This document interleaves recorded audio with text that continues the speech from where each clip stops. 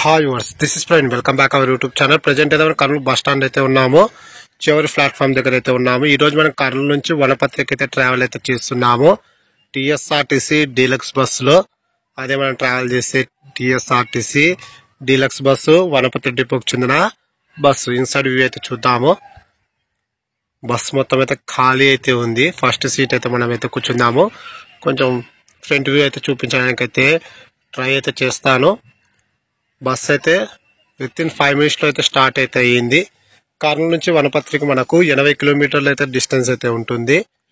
Via ఎలా వెళ్తుందంటే Allampur X road, Erravalli, Pebbair మీదుగా అయితే వనపత్రికి అయితే చేరుకుంటుంది. ఇప్పుడే టికెట్ తీసుకున్నాను. 140 రూపీస్ అయితే పడింది. కొంచెం కాస్ట్ ఎక్కువనే. 140 రూపీస్ అంటే 80 కిలోమీటర్స్కి కొంచెం ఎక్కువనే.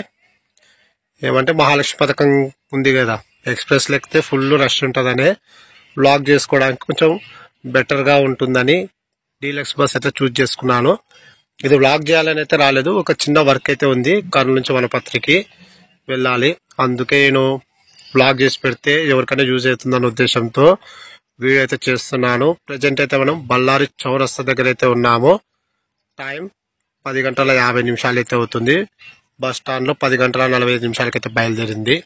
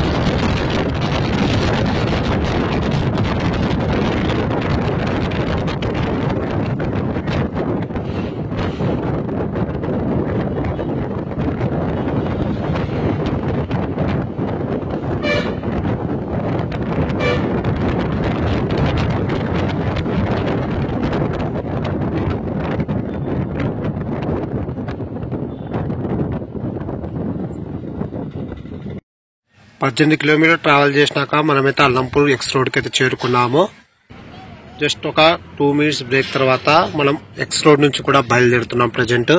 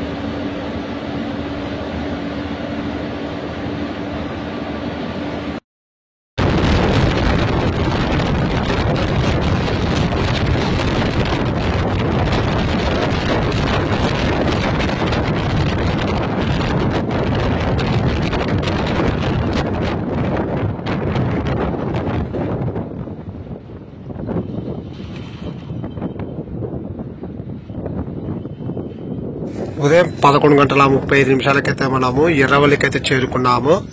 Next stop Pebbair. అక్కడ బస్సు వచ్చే వే కనిపిస్తుంది కదా, ఆ రూట్ లో మనం ట్రావెల్ చేస్తే గద్వాలకి అయితే చేరుకోవచ్చు. ఓ పావుగంట జర్నీ అక్కడ నుంచి. ఎరవల్ నుంచి అయితే స్ట్రైట్ గా వెళ్తే మనము వనపర్తి మీదుగా పెబ్బేరు అయితే చేరుకుంటాము. లేదా పెబ్బేరు నుంచి మనము స్ట్రైట్ గా ట్రావెల్ చేస్తాం, అంటే బైపాస్ మీద ట్రావెల్ చేస్తే మనం హైదరాబాద్ గుంజి చేరుకోవచ్చు. మనం పెబ్బేరు సిటీలో బస్ స్టాండ్ లోకి వెళ్ళి అక్కడ నుంచి వేరే రూట్ లో వనపర్తికి అయితే చేరుకోవాలి.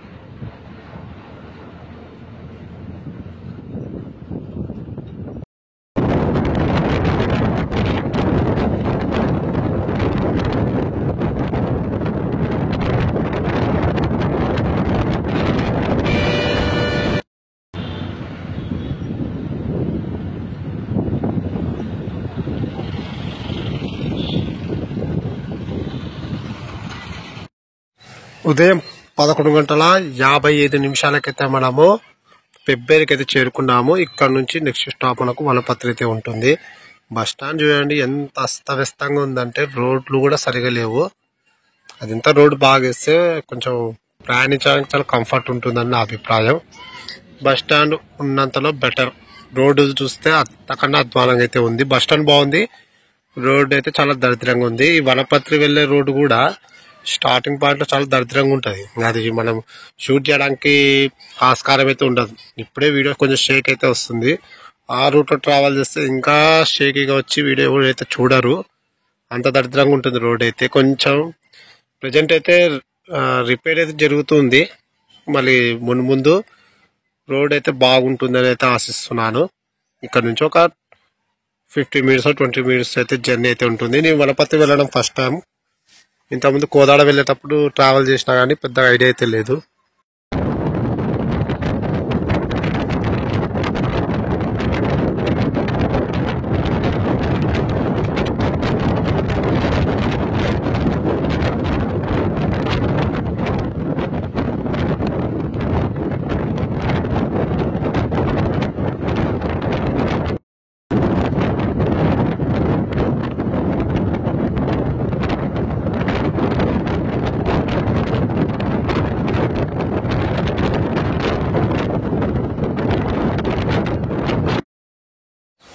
మధ్యాహ్నం 12:20 వనపర్తికి అయితే చేరుకున్నాము. ఓవరాల్ గా అయితే జర్నీ అయితే చాలా బాగుంది. పెబ్బేరు నుంచి వనపర్తికి వచ్చే మార్గమే కొంచెం బాగాలేదు, కానీ అది కొంతవరకే. మిగతా టైం అంతా జర్నీ అయితే చాలా బాగుంది. బస్సు స్పీడ్ కూడా చాలా బాగా అయితే మెయింటైన్ చేసినాడు. ఈ వీడియో నచ్చితే ఖచ్చితంగా లైక్ అయితే చేయండి. Thank you.